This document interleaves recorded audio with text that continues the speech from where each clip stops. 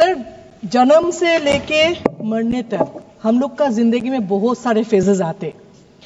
हर as में हम लोग का पसंद नापसंद बदल जाते, रिश्ते बदल जाते, मोहब्बतें बदल जाते, दोस्ती बदल जाते, प्रायोरिटी बदल जाते। लेकिन जन्म से मरने तक एक चीज नहीं बदलते, वो है भूख। और ये भूख जो लोग मिटाते हैं, वो किसान, उनके लिए सरकार क्या कर रहे हैं वो जानना बहुत जरूरी है।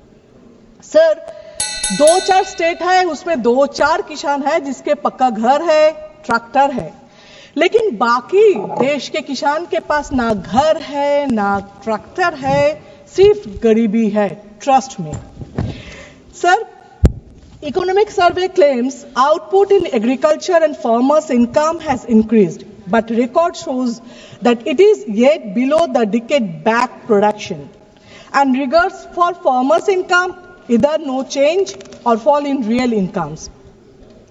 Allocation for agriculture under demand 1 has been reduced by 3%. So appear here the crucial questions that when 48% of country employment, 65% of the population and 18.2% of GDP depends only on agriculture. Therefore, question number 1, why there is a cut of 3% in the allocation? And question number 2, how can merely 3% allocation of the total budget do justice to such massive dependency? Sir, politician का बेटा politician बनना चाहते, doctor का बेटा doctor, film actor का बेटा film actor, लेकिन किसान का बेटा क्यों किसान बनना चाहेंगे?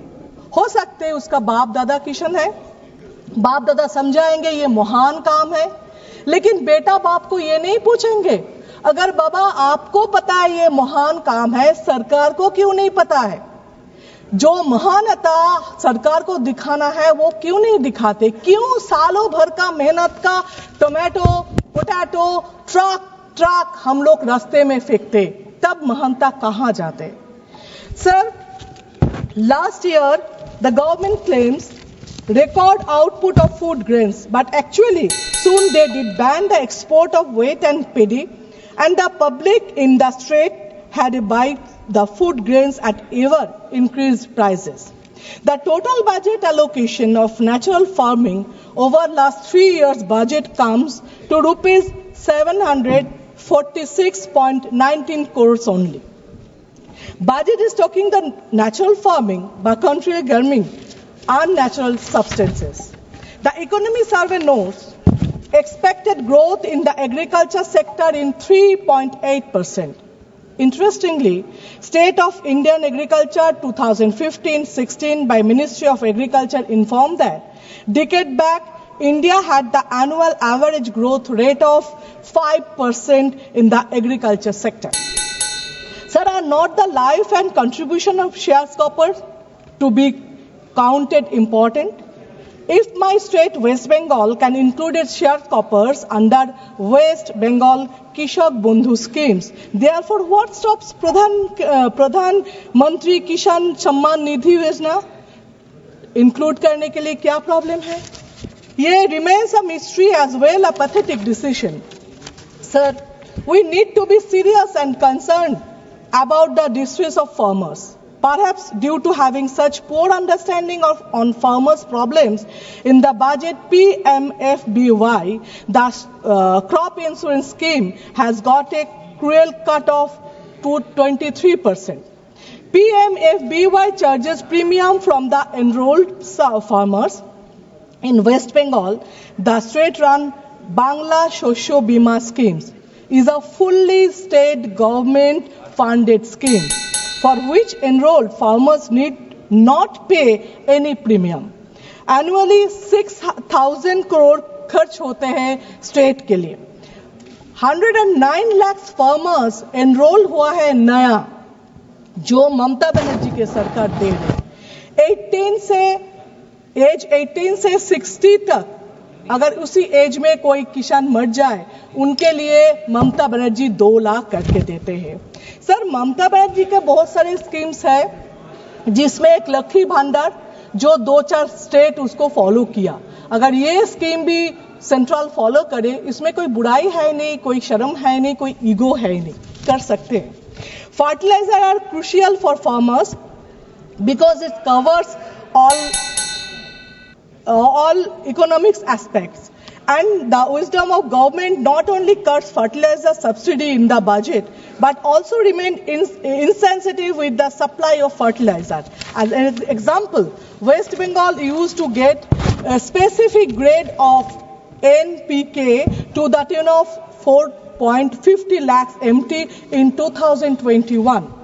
The pathetic fact is, in 2024-25, the quantity of supply of the same grade was reduced to 1.33 lakhs MT. The mentioned cut in supply by the union government thus compelled the farmers of Bengal to buy high prices phosphate and potash fertilizer. 1.07 lakh MT supply करने का बात था जनवरी 2025 में। जनवरी चले गए, फरवरी चले गए, अभी मार्च भी जाने वाला है, अभी तक वहां पे मिले नहीं। अभी तक वेस्ट बंगाल में किसान के पास फर्टिलाइजर पहुंचे नहीं। सर, बहुत किसान हफ्ते नहीं, महीने नहीं, साल भर बॉर्डर में पड़े हैं। डे बिफोर यस्टरडे उन लोगों को निकाला है। मुझे ये लगता है जो आंदोलन करते हैं उनको पता है हक मिले ना मिले, लाठी का डंडा का मार तो मिलेगा, फिर भी वो लोग रास्ते में बैठते हैं क्योंकि फिर जिंदगी का सवाल होता है। मैं ये भी सोचती हूँ, जब जिनके पास ये प्रॉब्लम सॉल्व करने का हक होता है, जिनके पास ये पावर होता है, वो जब घर में खाना खाते हैं एसी रूम में बैठ के, शायद कभी ना कभी उस किसान का बात याद करते हैं जो रास्ते में पड़े हैं, जो फैमिली नहीं है। अभी जूट के बारे में सर, मैं एक ही हूं मेरा पार्टी के आज, तो मैं नहीं है सर, नहीं है, मैं बोलती हूँ नहीं है, वो दुख चले गए, मैं एक ही हूं। जूट के बारे में बोलूं, West Bengal leads in jute production in the country. Unfortunately, jute industry is facing challenging due to the policy of Government of India in decreasing the demand in jute bags and eco-friendly packaging material. Budget has not produced any direction to jute production and schemes for assured price to farmers. Sir, lakhs of families are dependent on jute industry and stand as a perfect example of how the policy making of union government is apathetic with the farmers. West Bengal, India's largest jute producing state, accounts for 70 of the country's 93 jute mills. The union government has increased MSP to rupees 5,650 per quintal from rupees 5,335, but fact says that due to low demand from purchasers, including Food Corporation of India, the price went as low as rupees 5,000 per quintal last year. Country's production of raw jute has dropped by over 29% in the past decade. पता है sir, time कम है और हम लोग opposition में भी हूँ, सरकार का गलती बोलती हूँ, झूठ जो है वो सच क्या है वो भी बताती हूँ, इसलिए टाइम और भी कम हो जाते। यह भी पता है तारीफ करने से, वाह करने से टाइम ज्यादा मिल जाते। एनीवेज, मैं एक स्टोरी बता के खत्म करना चाहती हूँ। ये स्टोरी भी नहीं है, एक इंसिडेंट है, एक रियलिटी है हम लोग का देश का। मैं एक जगह पे गई थी, जगह का नाम नहीं बता रही हूँ क्योंकि लोग चीखने चिल्लाने लगेंगे। वहां पे कोई बच्चे खेल रहे थे, कुछ बच्चे, उनसे देखने से पता चलते हैं वो गरीब है, किसी का शर्ट नहीं है, किसी का पैंट नहीं है, किसी का चप्पल नहीं है, और घर भी देखने से पता चल रहे थे वो गरीबी है। तो देखा एक बच्चे के हाथ पैर में कुछ रैशेस थे, स्किन डिजीज जैसा। मैंने उसको बुलाया, मैंने बोला ये क्या हुआ? बोला पता नहीं। मैंने बोला ये स्किन डिजीज है, डॉक्टर के पास गए थे? बोला नहीं, उनके पास तो डॉक्टर बहुत दूर की बात है, कुछ होते थे माँ शायद कोई लगा देते, हल्दी चरण ये सब, लेकिन वो फिर भी बोला नहीं। फिर मैंने बोला तुम नहाते नहीं हो? क्योंकि पता है बच्चे लोग नहाने से भागते, और जो मिट्टी में खेलते शायद वो मिट्टी कीचड़ उसको लगने से वो स्किन डिजीज हुआ। मैंने फिर से पूछा नहाते नहीं हो?